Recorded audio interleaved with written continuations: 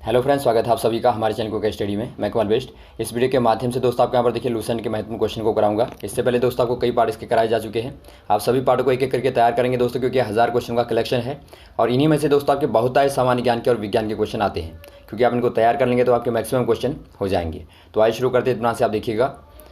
दोस्तों देखिए, आपने हमारे चैनल को सब्सक्राइब नहीं किया अभी तक तो प्लीज़ हमारे चैनल को सब्सक्राइब कीजिए और बेल आइकन को दबाना मत भूलिएगा हमारे वीडियो को प्रथम पाने के लिए। क्योंकि दोस्तों आपको रोज़ ही मिलते हैं नई नई वीडियो एग्जाम के आधार पर और बेहतरीन टॉपिक दोस्तों सभी एग्जामों के आधार पे। तो आइए शुरू करते हैं। दोस्तों देखिए, आपको आखिरी क्वेश्चन क्या बताया गया था, दीन-ए इलाही धर्म किस मुग़ल शासक ने चलाया।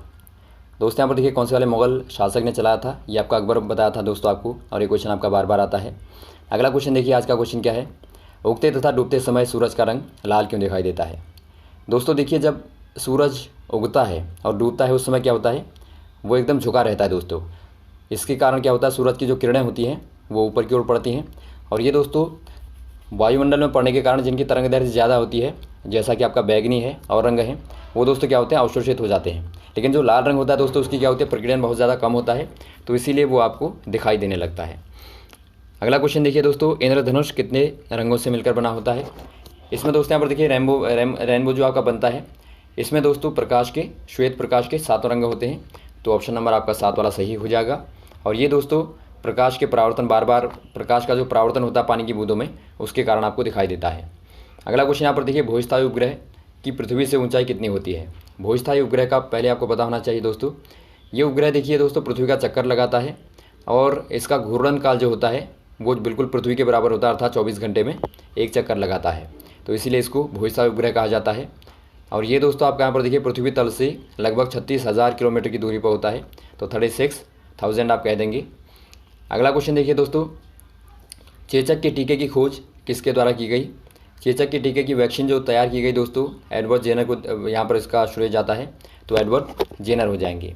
अगला क्वेश्चन यहाँ पर देखिए, रेबीज़ के टीके की खोज किसके द्वारा की गई। रेबीज़ का टीका दोस्तों लुई पास्चर ने इसकी खोज की थी, तो लुई पास्चर सही हो जाएगा दोस्तों। अगला क्वेश्चन यहाँ पर देखिए, दूध से दही बनने में कौन सा वाला जीवाणु काम आता है। दोस्तों देखिए, 2 प्रकार के बैक्टीरियाज होते हैं, 2 प्रकार के जीवाणु होते हैं जो मानव के लिए लाभदायक भी होते हैं और हानिकारक भी होते हैं। तो यहाँ पर देखिए इसी प्रकार की एक लाभदायक जो जीवाणु होता है उसी का नाम आपको बताना है, जो दूध से दही बनाने में कार्य में आता है। तो ये दोस्तों आपके यहाँ पर हो जाएगा लैक्टोबैसिलस। लैक्टोबैसिलस है दोस्तों जो दूध से दही बनाता है। कभी क्वेश्चन आपका ये भी आता है कि बताइए दूध में या फिर दही में कौन सा वाला अम्ल पाया जाता है, तो उसमें दोस्तों आपका लैक्टिक अम्ल पाया जाता है, जो इसी बैक्टीरिया के कारण होता है। अगला क्वेश्चन देखिए दोस्तों, प्राश्रव्य तरंगों की आवृत्ति क्या होती है। आपको बताया था दोस्तों अल्ट्रासोनिक, अभी आपको एक साउंड, हमने ध्वनि का पूरा चैप्टर किया था, वहाँ आप चाहें तो देख सकते हो, वहाँ पर आपको ध्वनि के बारे में सारी जानकारी होगी। प्राश्रव्य मतलब दोस्तों जो आपकी अल्ट्रासोनिक होती हैं, अर्थात जो मानव की सुनने की क्षमता के ऊपर होती हैं, उनको दोस्तों आप प्राश्रव्य कहते हैं। तो इनका जो रेंज होता है दोस्तों वो आपका 20,000 हर्ज के ऊपर होता है, और जो आपका सुनने का रेंज होता है वो आपको बताया था 20 से लेके 20,000 हर्ज तक होता है। यदि आपका इससे ऊपर जाएगा तो आपका दोस्तों प्राश्रव्य कहलाएगा, इससे नीचे आएगा तो क्या कहलाएगा, वो आपका अश्रव्य कहलाएगा, अर्थात इनऑडिबल साउंड आप कहेंगे। अगला क्वेश्चन देखिए दोस्तों, परमाणु बम किस सिद्धांत पर कार्य करता है। एटॉमिक बॉम्ब दोस्तों आपको बताना है कौन से वाले प्रिंसिपल पर वर्क करता है। ये दोस्तों नाभिक के विखंडन पर कार्य करता है, न्यूक्लियर फिशन पर दोस्तों। तो ऑप्शन नंबर आपका फिशन सही हो जाएगा। और देखिए कभी क्वेश्चन आता है आपका, हाइड्रोजन बॉम्ब कौन से वाले सिद्धांत पर कार्य करता है। तो हाइड्रोजन बॉम्ब दोस्तों इसके विपरीत नाभिकीय संलयन पर कार्य करता है। अगला क्वेश्चन देखिए, विद्युत धारा की इकाई कौन सी होती है। विद्युत धारा की इकाई दोस्तों एम्पियर होती है। और सारी भौतिक राशियाँ जो भी होती हैं, जो मुख्य हैं आपकी, विद्युत है, शक्ति है, या फिर आपका विभवांतर है, सारे के सारे दोस्तों उनके मात्रक आपको याद होने चाहिए। अगला क्वेश्चन देखिए दोस्तों, हृदय की धड़कन को नियंत्रित करने के लिए कौन सा वाला खनिज आवश्यक है।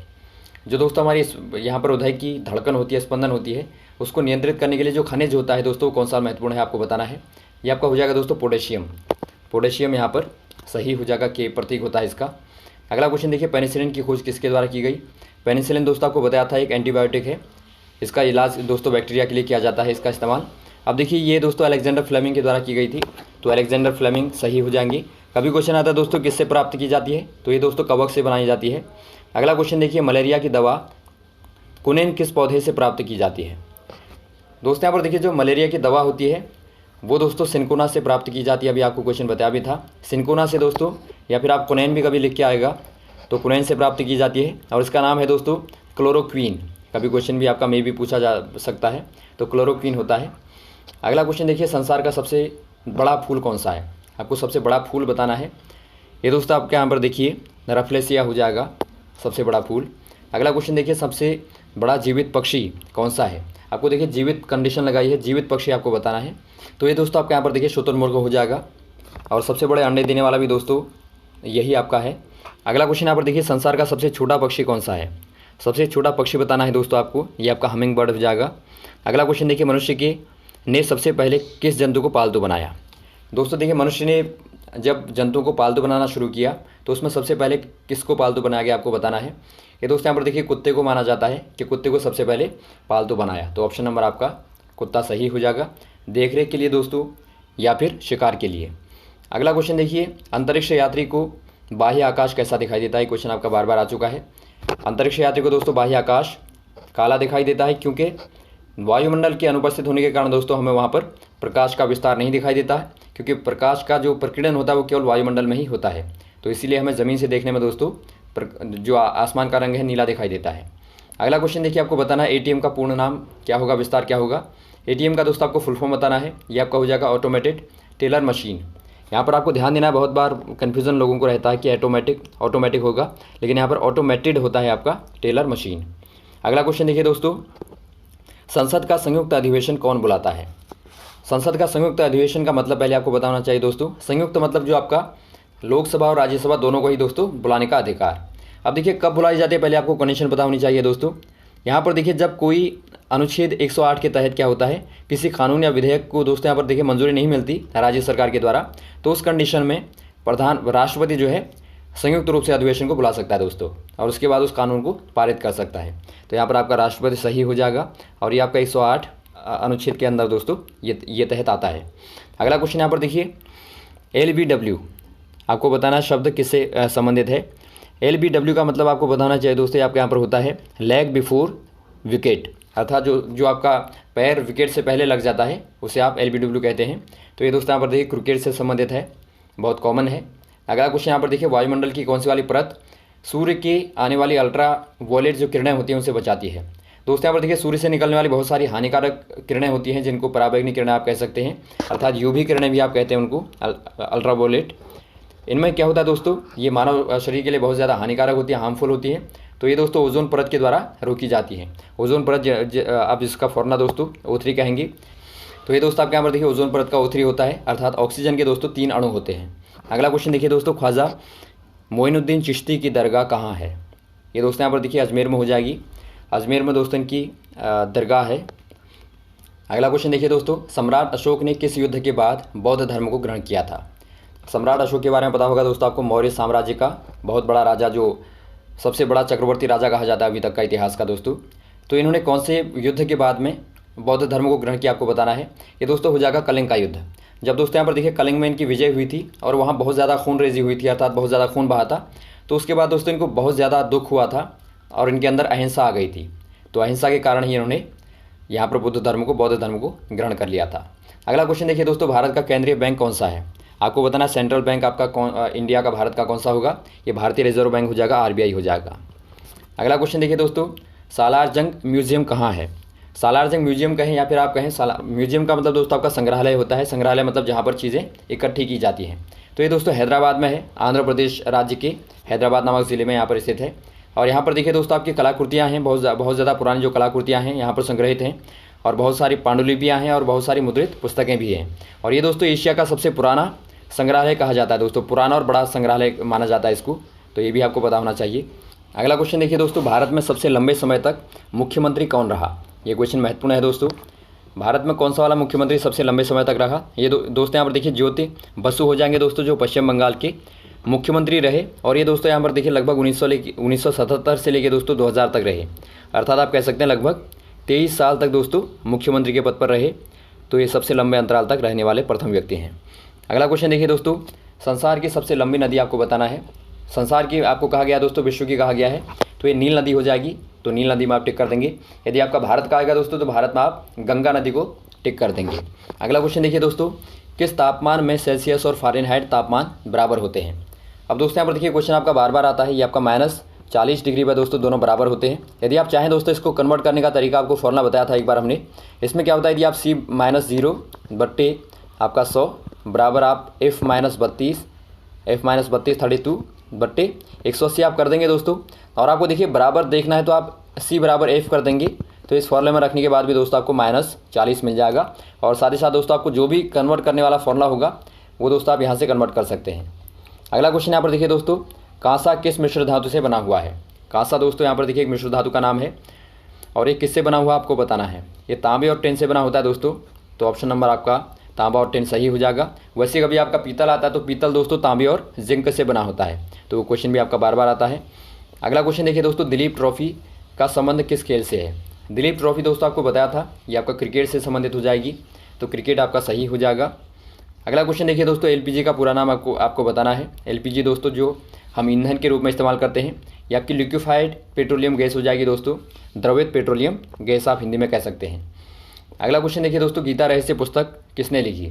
गीता रहस्य पुस्तक का शीर्षक है दोस्तों, टाइटल है, ये पुस्तक किसके द्वारा लिखी गई आपको बताना है। ये दोस्तों बाल गंगाधर तिलक हो जाएंगे, जिनका नारा था मेरा जन्म सिद्ध अधिकार है और मैं इसे लेकर रहूँगा, तो ये दोस्तों यहाँ पर बाल गंगाधर तिलक सही हो जाएगा।